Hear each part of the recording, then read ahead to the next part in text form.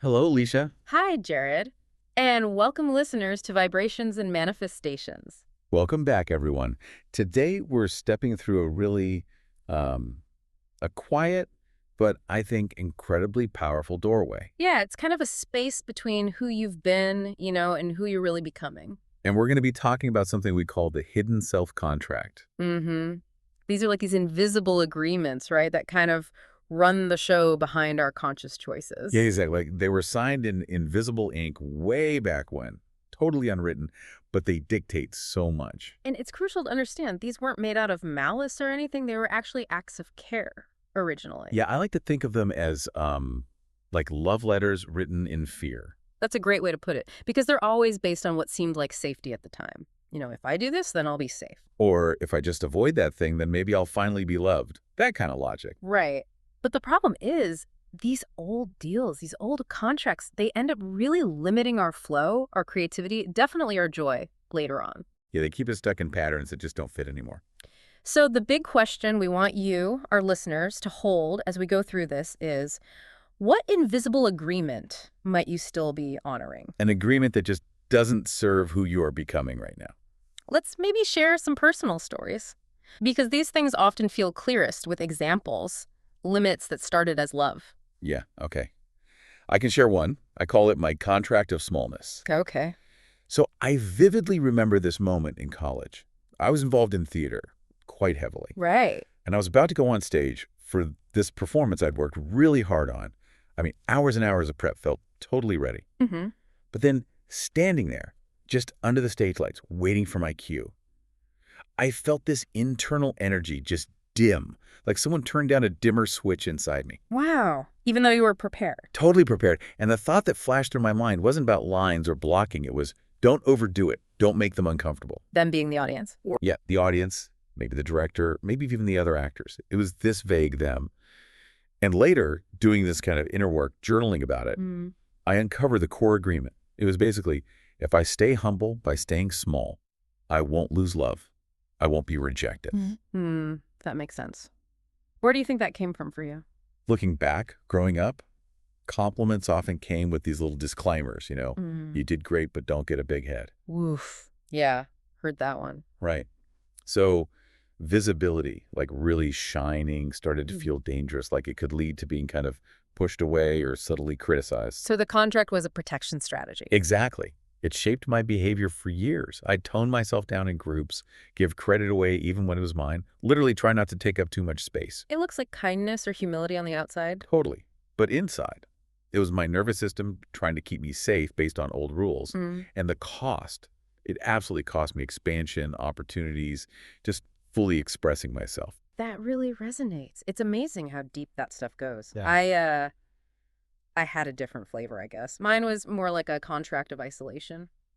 Okay, tell me about that. Well, there was this period where I was completely burnt out. I was in this really demanding job, plus a relationship that was, frankly, draining. I was the fixer for everyone. The go-to guy. Yeah, exactly. The one everyone called when things went wrong. And I remember sitting in my car one night, really late, after taking yet another crisis call, just utterly exhausted. I can picture that feeling. And I actually said it out loud to myself in the car. I just said, I will never let anyone rely on me like this again. Wow.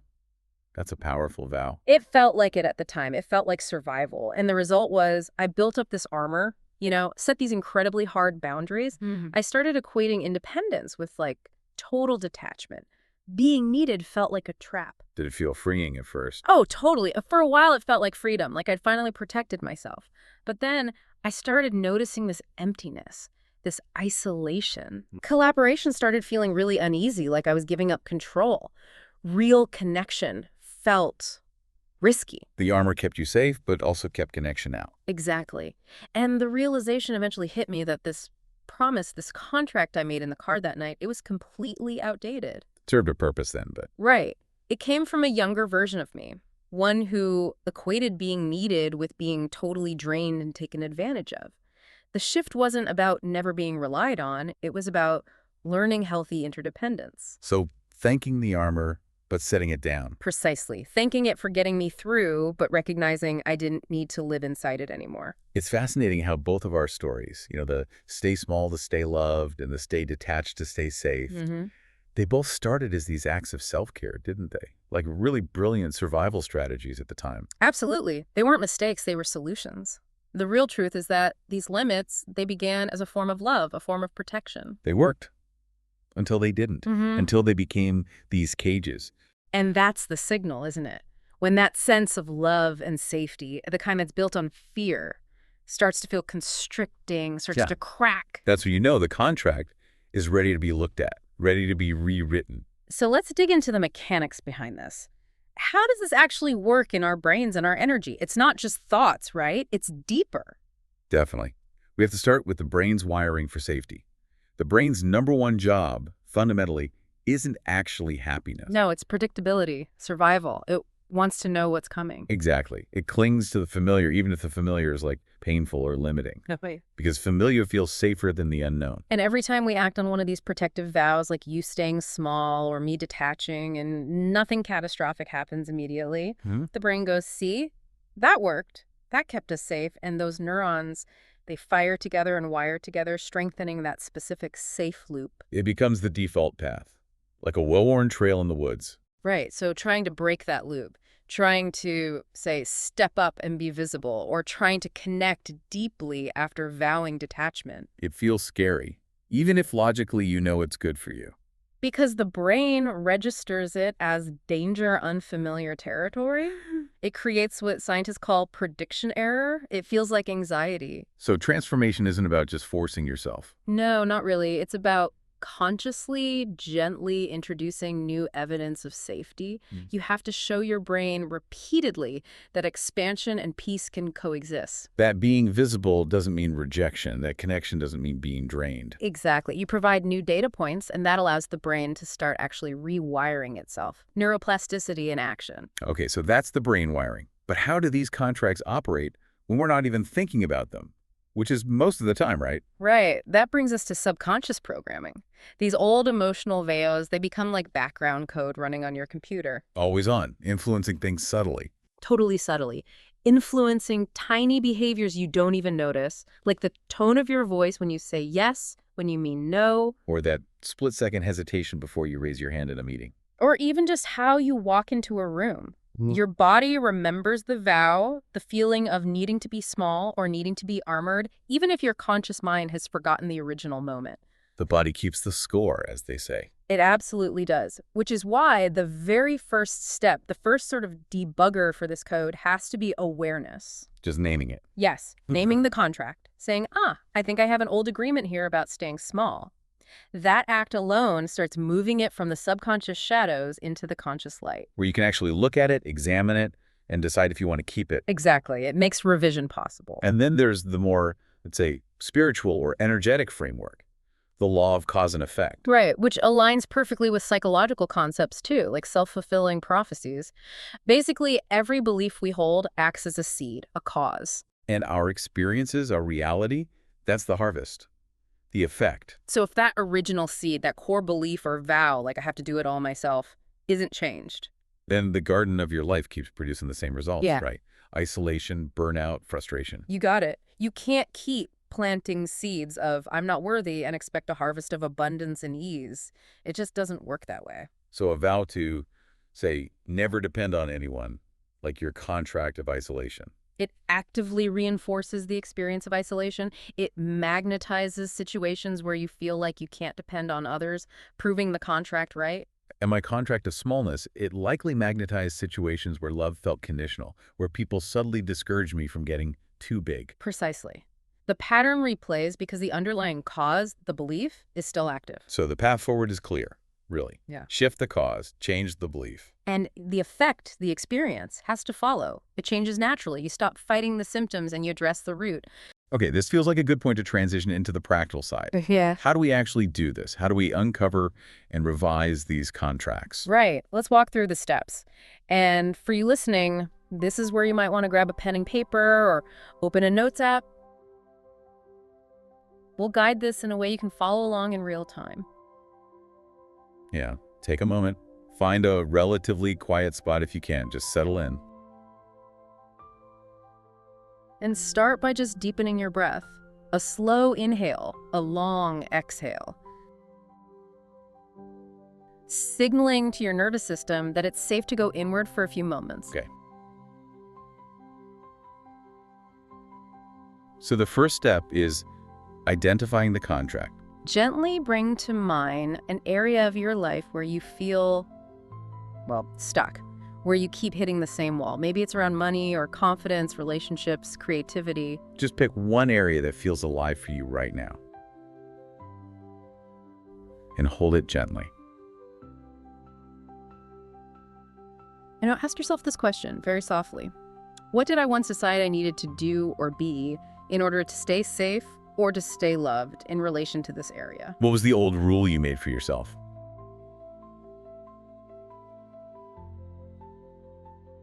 Take a moment with that. Don't force it. Just listen for the echo of an old decision. And when something comes up, even if it feels small or silly, try writing it down. Start the sentence with, I once decided that. For example, I once decided that asking for help meant I was weak. Or, I once decided that being fully seen made me unsafe.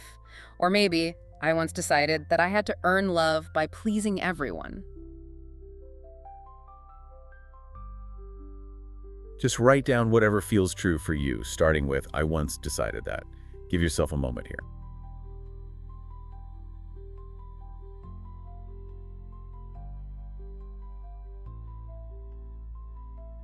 Okay, now step 2 is about finding the payoff. Every contract, no matter how limiting now, had a perceived benefit back then. It promised you something you needed. So, looking at the sentence you just wrote, ask yourself, what did this promise give me? What was the intended payoff? Was it a feeling of control, a sense of belonging, safety from criticism, safety from abandonment, certainty?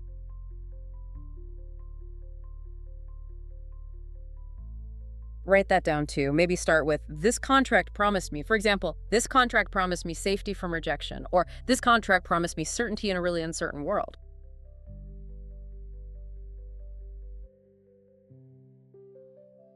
And as you write that, really acknowledge that this contract was an act of care from a younger you.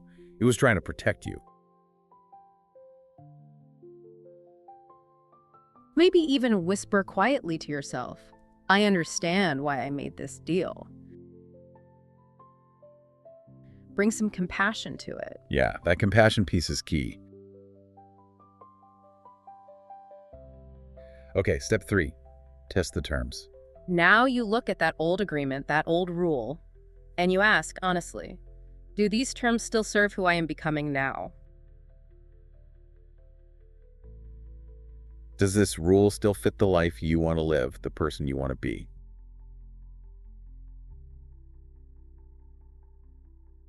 You could even visualize reading this contract out loud to your future, most fulfilled, happiest self. Would that future self agree to these terms? Or would they gently say, oh, honey, you don't need that anymore? If it feels outdated, if it feels constricting when you hold it against your future vision, then it's ready for a rewrite. Which brings us to step 4, rewrite the terms. This is where you get to consciously choose a new agreement, based not on past fear, but on present intention and future possibility. Take your pen again. Write a new sentence. Start this one with, I now choose. What's the new belief you want to live by in this area? For example, instead of asking for help means weakness, maybe it's, I now choose to believe that receiving support strengthens me. Or instead of being seen as unsafe, maybe, I now choose to embrace visibility that nourishes me and others. Instead of, I must earn love, perhaps, I now choose love that feels calm, mutual, and freely given. Write your own I now choose statement. Make it feel true and resonant for you. And read it aloud softly to yourself. How does it feel? If it feels maybe a little too big, a bit scary, That's okay. You can soften the language. yeah, maybe try something like, I am open to learning that support strengthens me. Or, I am beginning to believe that visibility can be safe and nourishing. Make it feel reachable. Find the wording that feels both expansive and believable right now.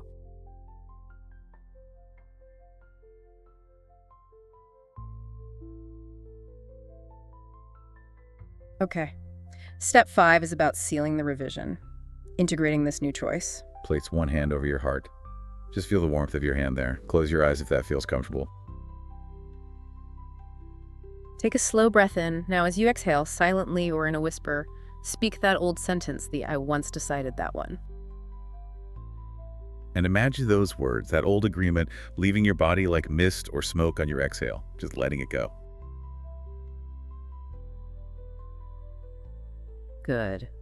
Now take a deep breath in. And as you inhale, speak your new choice, the I now choose sentence, right into your chest, into your heart space. Breathe it into your nervous system. Feel the resonance of this new possibility.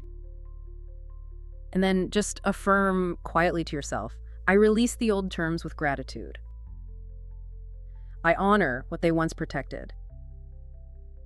I now live by a new agreement of love. Just sit with that for a moment. Feel the shift. Beautiful. Now, step 6 is crucial. Integrate through action. A new belief needs proof to really take root. You need to show your system that this new way is real, that it's safe. So identify just one small, tangible behavior you can do, maybe even today or tomorrow, that aligns with your new contract. If your new line is about receiving support, maybe the action is texting a friend and actually asking for that small bit of help you need. If your new line is about nourishing success, maybe the action is taking a real lunch break today without working through it, without guilt. If it's about visibility, maybe you share a small piece of your work or an idea in a slightly bigger way than usual. Keep it small and doable. What's one tiny step that embodies your new choice? Write that action down. Maybe even circle it. This is your first piece of evidence, your first proof of a new reality taking shape.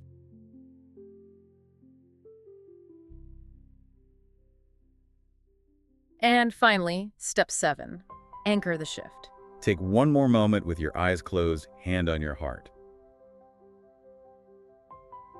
Visualize your heart like signing this new contract in beautiful, glowing light, sealing it with your own inner authority. And the final instruction here is just to reinforce this new agreement throughout your day, mainly through awareness, not effort, just noticing. When the old pattern tempts you, just gently remind yourself of your new choice. Ah, that's the old way I now choose. Okay. Take a final deep breath. And when you're ready, you can open your eyes. How does that feel? Hopefully a little lighter, a little clearer. Now, sometimes, even after doing this kind of powerful revision work, we still find ourselves hitting a wall. Progress stalls. Yeah, that happens. And it doesn't mean the work failed. It usually means there's another layer ready to surface, like debugging code, right? We need to find the next snag. Exactly. This is what we call the manifestation debug mode. Finding the hidden loyalty that's keeping the old pattern in place. So step 1 in debug mode is identify the stall point again. Bring that area back to mind where things just feel stuck, where momentum isn't building despite your intention. Where does it feel like you're spinning your wheels? And then ask yourself, what part of this keeps repeating? And maybe more importantly, where do I feel resistance or unease or even fear when I imagine this desire actually working out, like fully coming true? Pay attention to your body here. Where do you feel a tightness, a clench in your gut, a drop in energy, a constriction in your chest? That physical sensation, that's often where the hidden counter code is stored. That's the clue. Okay, once you've located that feeling, you move to step 2. Ask the 2 debug questions. These are powerful. Question 1 is, what belief am I unconsciously protecting by staying stuck here? Oh, that's a deep one. What underlying belief feels safer to hold on to than achieving the desire? For instance, if you desire success but keep hitting blocks, the protected belief might be something like, if I really succeed, people will expect way too much of me and I'll fail. Or, if I succeed, I'll lose my connection to my friends who are still struggling. Or, if I have ease, people will think I'm lazy or undeserving. It's the hidden fear about the consequence of getting what you want. What belief is that fear protecting? Take a moment with that. What beliefs might you be protecting?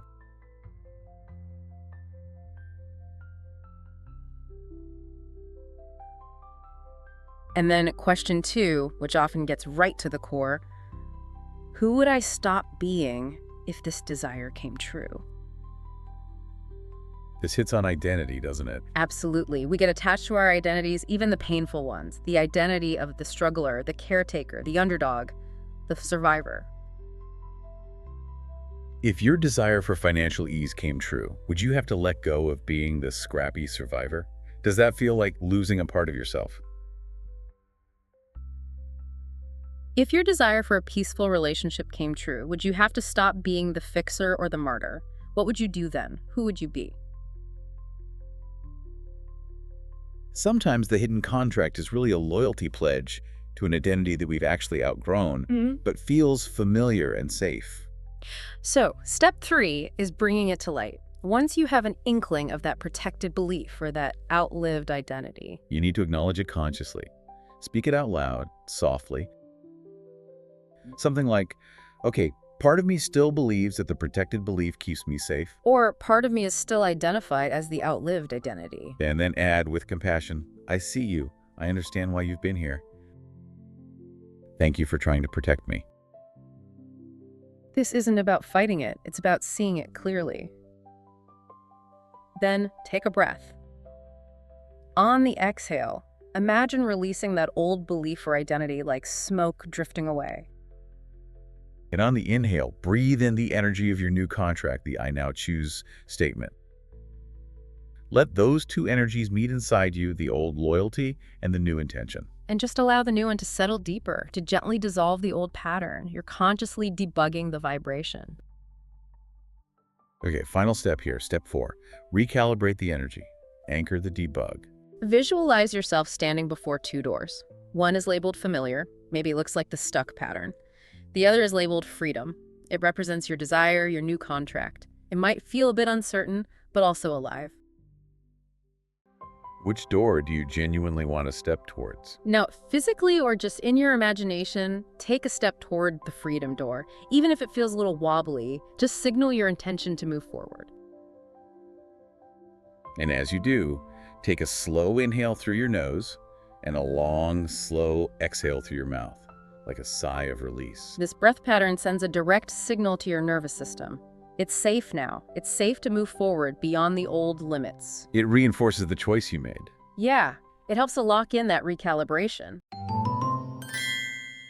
This whole process, uncovering the contract, rewriting it, debugging the resistance, it's powerful work. And sometimes a guided visualization can really help integrate it all on a deeper level. Definitely. It moves it beyond just the intellect and into the feeling state, the symbolic realm where the subconscious often speaks most clearly. So let's do that now. We'll guide you through a visualization to meet and release one of these old contracts. Again, just find a comfortable position. Let your body feel supported, held. Let go of any tension you might be holding. And just bring your awareness gently to your breath. Noticing the rise and fall of your chest or belly. Each breath signaling safety to your system. Allow any thoughts to just drift by like clouds in the sky. No need to engage with them, just keep returning to the breath. Okay. Now, begin to imagine the light in the room around you dimming slightly, softening to a warm golden light. And in your mind's eye, allow yourself to enter a quiet, peaceful room. Perhaps it's like a cozy library or a gentle sanctuary space. It's lit by flickering candles, casting soft shadows. There's a gentle scent in the air, maybe cedar or old parchment in warmth. The candlelight seems to reflect the steady rhythm of your own breath. Look around this room. The walls are lined with shelves, and on these shelves are countless rolled-up scrolls, each one glowing faintly with memory. These are old agreements, old stories, old contracts. Trust your intuition now. Allow yourself to be gently guided towards one particular scroll. Maybe it shimmers a little brighter, or you just feel drawn to it.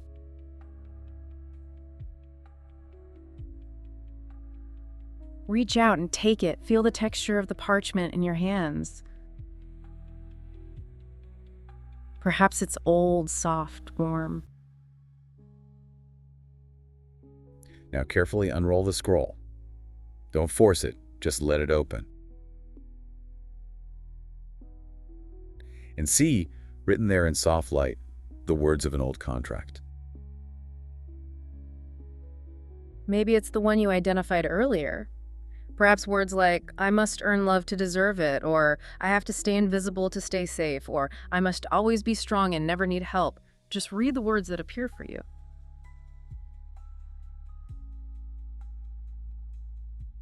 And as you read them, simply acknowledge them without judgment. This was a survival strategy. This was protection. Whisper softly in your mind, or even aloud if you wish. Thank you. Thank you for protecting me when I didn't know another way.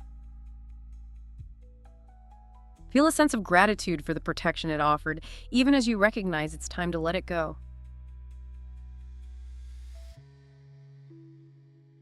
Now look towards the center of the room. There you see a beautiful bowl, and it's filled with radiant, white, shimmering light. It feels pure and cleansing. Gently, respectfully, place the old scroll into this bowl of light. And just watch. Watch as the parchment begins to dissolve into tiny, shimmering particles of golden dust within the light. The old form releases. See the letters, the words of the old contract rise up as sparks, carrying the wisdom, the learning from that experience. But leaving behind the fear, the guilt, the tension, the restriction. Feel that heavy energy dissolving completely in the light. And now notice how this beautiful golden dust, full of wisdom, begins to settle gently upon you. Feel it landing softly on your skin, absorbing into your chest, into your heart space. Feel it replacing those old fear-based boundaries with warmth, with love, with self-acceptance. Notice if you feel a little warmer, a little lighter, a little more spacious inside. Allow this golden light, this integrated wisdom, to expand throughout your entire body, illuminating you gently from the inside out. And say silently to yourself, the wisdom remains, the restriction fades. Breathe that in. Let it become your truth in this moment. The wisdom remains, the restriction fades. Take a few more easy breaths, just bathing in this feeling of integrated wisdom and released burdens.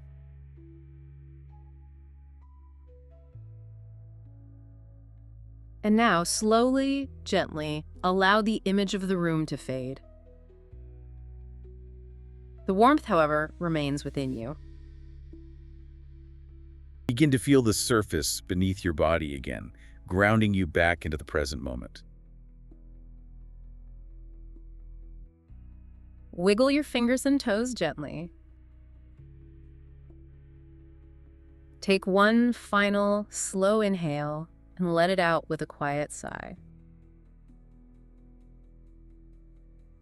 And when you feel ready, slowly open your eyes. Just notice how you feel. Notice the energy you've reclaimed, the shift in your relationship with that old pattern. Beautiful. That was quite a journey we took today. Yeah, we really covered a lot of ground, didn't we? From understanding what these hidden contracts are, how they get wired in. Right, through the science of neural pathways, the brain wanting predictability. And the subconscious programming, How these vows become our background code, our identity almost. And the cause and effect piece, how our inner beliefs inevitably shape our outer experiences. And then we walk through the actual practice, the steps to consciously identify, find the compassionate payoff, rewrite the terms, and seal it with the breath and intention. Plus the debugging, recognizing that resistance often isn't sabotage, but loyalty to an old self that needed that protection. Yeah, that's such a key insight. It's not about fighting yourself. No. And the visualization, the goal there is transmutation, not destruction. Reclaiming the energy by releasing the form of the old fear into light, but keeping the wisdom. So the big takeaway really is that you absolutely can keep the wisdom gained from past experiences without having to keep the wound, the limitation, the contract that came with it. Yeah. And every single time an old agreement, an old fear-based thought or reaction arises, you now have the power to pause. And just whisper to yourself, that contract has expired. You get to choose differently now.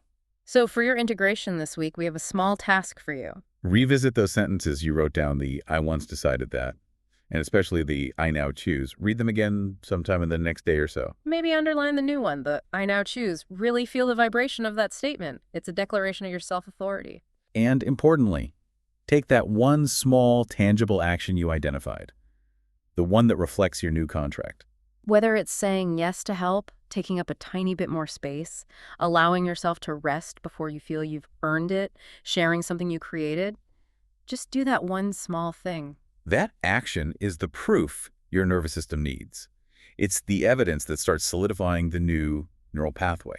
Remember, this work we started today, uncovering and rewriting these contracts, it's really the beginning of what we call the shadow and integration phase. Yeah, acknowledging those parts of ourselves and those old patterns that we've kept hidden, even from ourselves. And next time, we'll dive deeper into that. We'll explore how integrating your shadow, these parts you might judge or fear, doesn't actually make you heavier or darker. Intriguing. It actually makes you more magnetic, more whole. Exactly. So stay tuned for that.